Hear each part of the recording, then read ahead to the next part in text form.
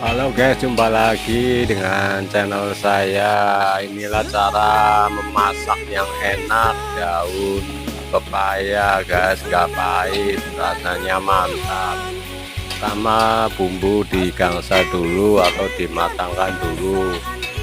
Kemudian sayur daun pepaya dimasukkan guys, aduk-aduk sampai rata bumbunya ini pakai bawang merah, bawang putih, garam, gula, pakai jahe guys, rasanya mantap.